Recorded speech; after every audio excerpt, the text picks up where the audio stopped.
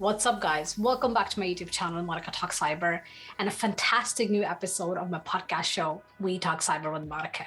If you wish to hack your career, grow personally, or learn about tech, cybersecurity, and leadership, then hit the subscribe button right away. Today's episode is dedicated to cybercrime and critical infrastructure. This is Monica Talk Cyber.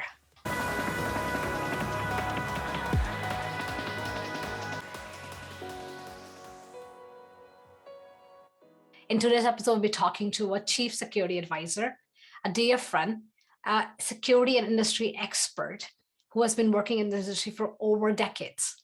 We'll be talking to Sarah Armstrong-Smith from Microsoft on how is the threat landscape and the cyber criminals evolving? What are some of the key factors for better defense going forward? What are some of the key recommendations to combat cybercrime and cyber attacks specifically related to critical infrastructure? What are some of the key challenges of cloud, especially when it comes to sensitive data and how to protect it? How do we protect privacy and include ethics, especially with the convergence of the physical, the digital, and the biological worlds? So if you wish to learn, grow, and be a part of this journey, then hit the subscribe button, click on the notifications bell, and let's meet our guest right away. This is We Talk Cyber with Monica. Hi, Sarah. Welcome to the show. Thank you, Monica. I'm absolutely delighted to be here. It's so lovely to have you on the show today. Would you like to say a few words about yourself and maybe share a fun fact with the audience? Yeah, hi everybody. So my name's Sarah Armstrong-Smith. I'm a Chief Security Advisor at Microsoft. I've been working in technology and cyber for over 20 years. My fun fact is I'm absolutely nutty for dogs. Love, love, love dogs. That's beautiful. I love dogs as well. It's beautiful. And my dogs are my babies. Yeah, I've had 7 altogether.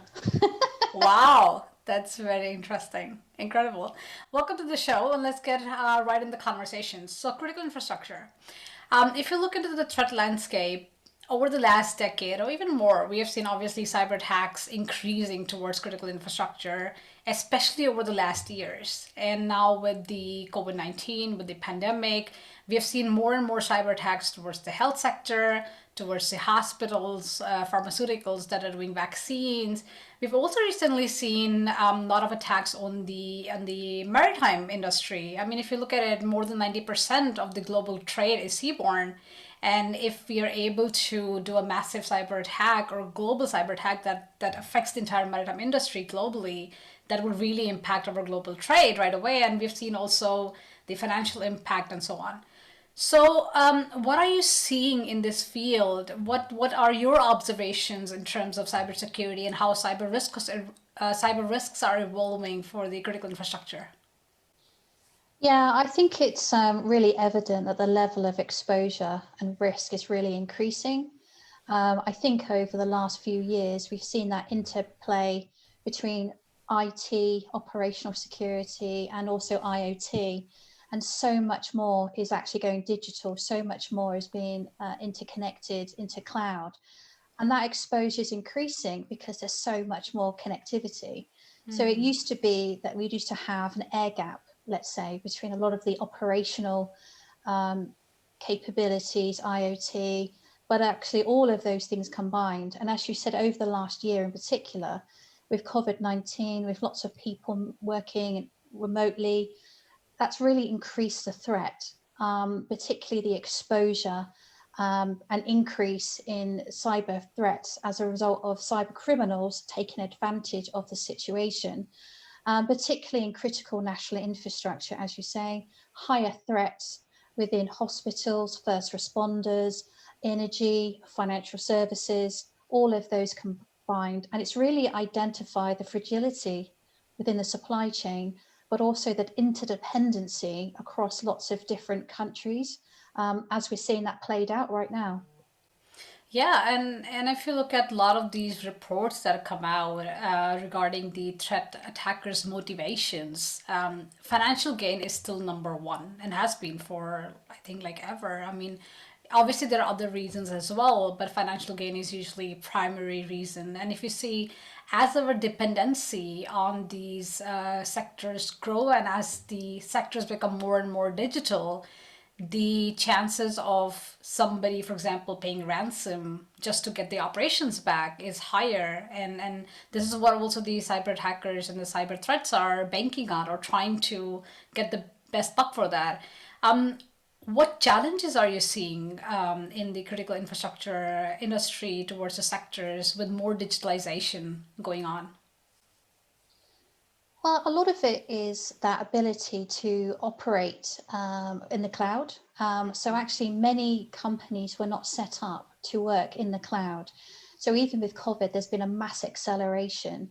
And when you think about how many people are working remotely, they weren't set up to be able to do that. So they've actually had to rethink a lot of their models, a lot of the way how they operate. Even if you think about users, they're having to bring their own devices. There's so much data, and there's those hybrid models. So you've got a mix of on-prem, you've got cloud, you've got literally got data everywhere. And that's a real challenge in terms of how do you secure all of that? How do you get visibility of all of those things combined? How do you keep your users secure? And how do you keep them productive? And as you said, cyber criminals love a crisis. So they're there to exploit a crisis.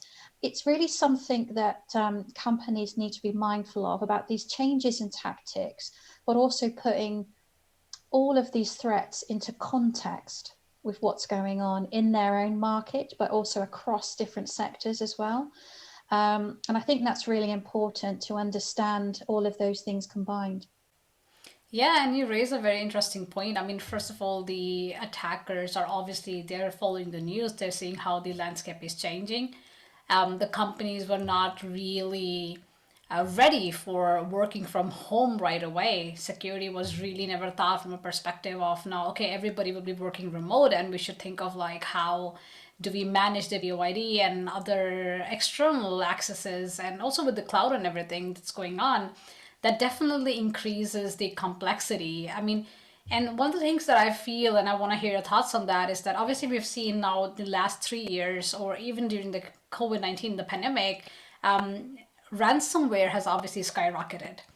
But if you look even before that, we have recently seen these cloud supply chain attacks and attacks towards the vendors and the suppliers. Like if you have APT, Cloud Hopper, or if you have the Wipro example or the Cognizant and so on, where the customers' networks are, or the supply chains are basically incorporating their service providers, and then the attackers try to find the easiest way in the entire attack surface. They try to exploit whichever is the fastest and the easiest with the most impact. How do you see this going forward? How, are you seeing other kind of challenges in this sphere? Yeah, and you're absolutely right, because they will try any which way to get in, and that level of sophistication is changing. And actually, talking about ransomware, what we're seeing is a lot more human operated ransomware. So it used to be a lot of the things were targeted around individuals. So encryption of hard drives, for example, they might have tried to get that individual to pay, maybe a couple of £100, a couple of €100, dollars, etc., to release that device. But actually what we're seeing now is at scale. And with the human operated ransomware is they're really taking their time to find their targets. They're doing their reconnaissance. They're looking at who the key individuals are within a company. They're looking at how do they get access into those services. And more importantly, they're actually sitting in your network, looking to see how things work, how things operate. And obviously the crown jewels is to be able to move laterally across your network, to be able to get access into your admins, into your networks. And that's really about their ability to not just exfiltrate large volumes of data, but also to control your infrastructure. And the theory being that if they can do that at scale and at mass, you're more likely to pay a much higher ransom. So that level of sophistication, the extent in which they are deploying some of these services is really key going forward. And I think the other point really is that there's a real concern. It's not just about disruption, it's also about destruction. So, as much as we talk about, there's that real worry with regards to how do you recover from a large scale event. And the point that you make here is so important. The point about recovering and also the point about detection, because you mentioned these attackers are in your network and they're doing reconnaissance while they're already in your network. They've gotten a foothold. They've come in, and most of the times we've seen in surveys, we have seen through history that they usually go undetected from anywhere from 200 days to 300 days for over a year. And Yeah. obviously they get better reconnaissance once they're in the network, right? And they also are very stealthy about it. So one of the keys that I hear, and I also talk a lot about it, and I wrote like an article last year comparing some lessons from the pandemic which apply directly to cybersecurity, because you're talking about this crisis management. And if you think about the pandemic in one sense and cybersecurity incident management on the other hand, one of the things that are common is that the real impact and the consequences are found out much later in the stage when we actually even find out. I mean, the detection happens much later. And then even when the detection happens, we are doing all this containment based on the early information, which shows a certain image of what consequences could be. But usually we find out much later, oh, they were completely different than we even thought or imagined. Like with the pandemic as well that happened, we thought initially it was only contained in Asia, and then suddenly Europe became the whole epicenter. So these are some of the things that we see now. It's also happening in the cybersecurity industry. What are your recommendations, and especially when it comes to critical infrastructure? Because really, physical security, high value targets, and safety. How do we deal? What are your recommendations? Where should we start, both from a technology perspective and people perspective?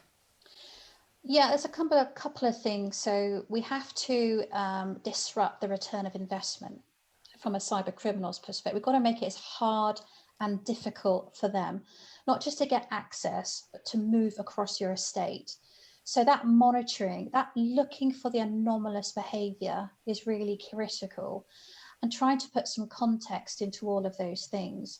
And actually, the principles of zero trust are really important. And that's really around never trust, always verify, and assume compromise. So you should always assume, no matter what level of security, what level of control you think you have, that you've been compromised. From a crown jewels perspective, for me to be able to launch an attack and for me to be able to encrypt services or remove data, I need admin access. So your ability to control admin access is absolutely critical. So this is really around privileged identity management becomes really key, but also that just-in-time access as well. So nobody should have open-ended access into your data, into your services, into your network. But that's that kind of interesting, and I think I've seen it in the energy sector as well, where they're actually making a request to stop all of this integration. So I think if you think about a few years ago, that connecting of operational services to your IT services was to make life easier, because you could remotely manage all of that infrastructure. Right. Well, that means that anything which can be remotely managed by you can be remotely connected to by anybody. So actually, that's one of those air gaps, that segmentation becomes really important. And that's also the separation on devices as well. So for those admins, they should be working on hardened, separate workstations, and they shouldn't be able to access their email or other corporate services. And that's just another way of air gapping. And that's what's really important, is we try and disrupt them as much as possible. And if we assume compromise, how do we stop them getting any further? But also within the data itself, the data needs protection. And you touch upon data security, and I want to talk to you a bit about data security and privacy. Let's start with data security first, because yeah, encryption is definitely an important measure. Assuming compromise, the first things would be obviously to restrict the access. The second thing would be, okay, if we do get access, can we still encrypt the data so that the leak, the data breach doesn't really have big impact or consequences in that sense? But we see one of the challenges, at least I've seen in many organizations, companies have not really done data classification. I mean, you don't encrypt every data and anything and everything. And especially now with cloud in, it gets even more complicated. Who has the key? Do we do it on premise? Do we do a hybrid model? Do we keep it at the cloud vendor? What are the challenges that you see in terms of data security and encryption? And what would be your recommendation where one can start? I think you're right. It's not a one size fits all, and you don't just encrypt everything because that increases your overheads and the challenges around that data. So actually, it's about your ability to understand what level of classification needs to be applied to that data. So, if it's personal data, financial data, you might have marketing plans, IPR, those type of things. So it's about understanding what level of protection has to be deployed into those various data, as that's files, that kind of thing. Then data loss prevention. So who's allowed to have access to it, and restricting. So even if you were accidentally emailing the file to a wrong person, or that data was able to get outside your organization, nobody has the ability to read it without the right access controls, but also the ability to revoke the access controls after the fact as well. So that governance layer is really important, but so is the ability to actually be able to know where your data is in the first place. And that's a real struggle, particularly as we said with between on-prem, hybrid, cloud, multiple different devices. You've got cloud applications. So that deployment of e-discovery is actually really important. So actually having that immutable storage, a second copy of data, is actually really important as well in the context of what we've been talking about. Because I think a lot of companies will, in terms of from an availability perspective, they will be replicating their data between different data centers, that kind of thing.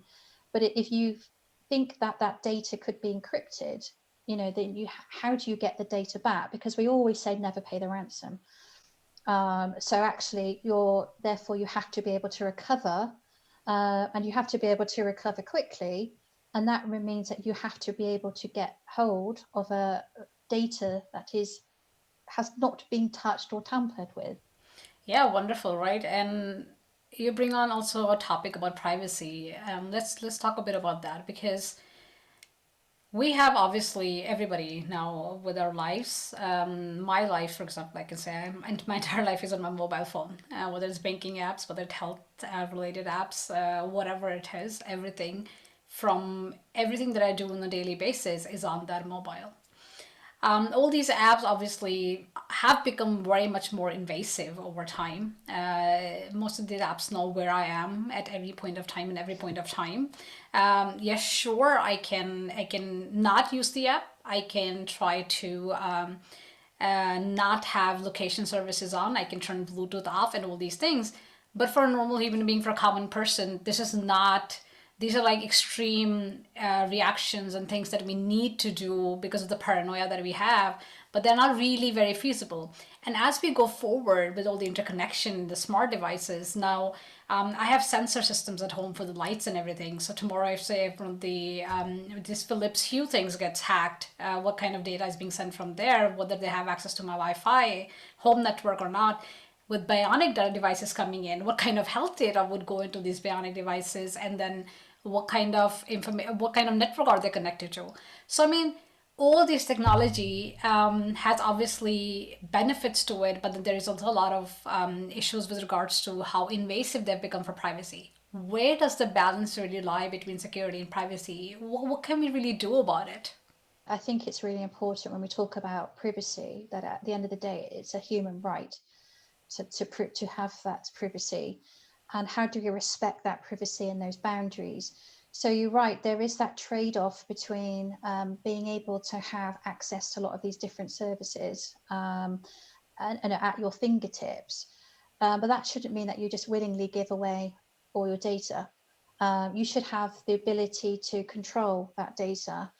And that data also, again, as to the same principle, also needs to be held in a secure and safe manner. But a lot of the onus comes down to the manufacturers of products.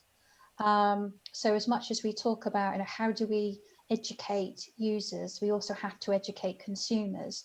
So all too often, as you spoke about routers, you spoke about devices, they'll just come with a standard password, and most of those won't actually change the password. So they'll still use their, whatever the password, assuming it even came with a password, because some of them don't even do that. Absolutely. But I think as well, it's the ability that you actually have to turn services on, not turn them off. So I think we see a lot of applications that automatically have those, like you say, those GPS coordinates and those type of things, and your sharing of telemetry data, location data, all sorts of data is actually turned on.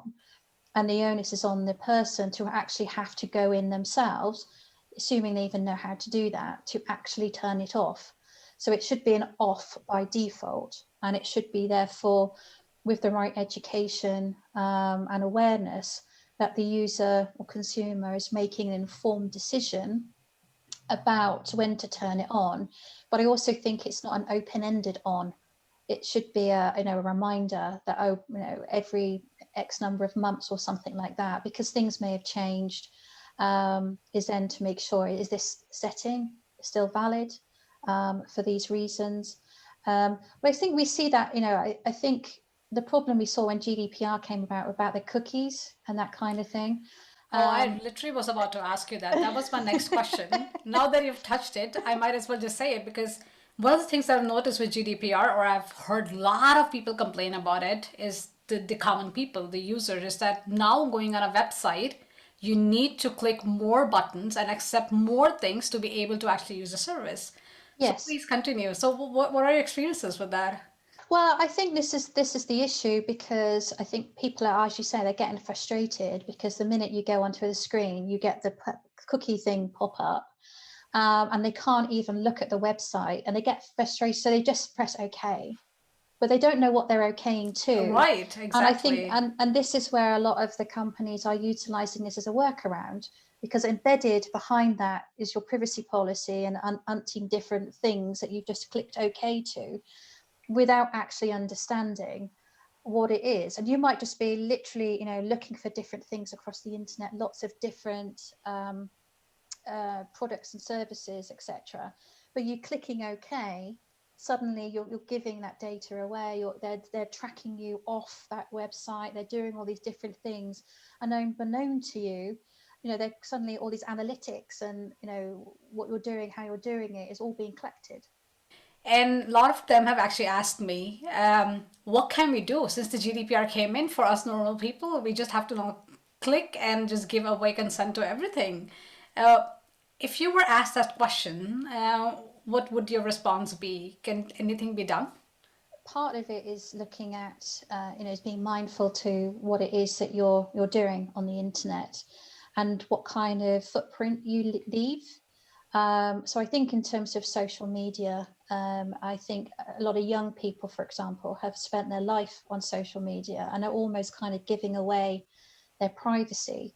It's almost like privacy doesn't exist as a concept to young people, because they've grown up with a lot of these things. So I think one of the things I would always say is really think about what you're portraying, or what you are proactively putting out there yourself into the market, in terms of, do you enable anybody to connect with you on Facebook, Instagram, those type of things? What are you sharing on there? So actually, just things that you do yourself in your everyday life can actually expose you without you even realizing it. There's this huge amount of, it's open source intelligence, isn't it, actually, at the end of the day? So it's hard, because I do think the privacy of individuals in the context that we've been talking about, with the volume of data and different devices and all of these things combined, that privacy is being exploited.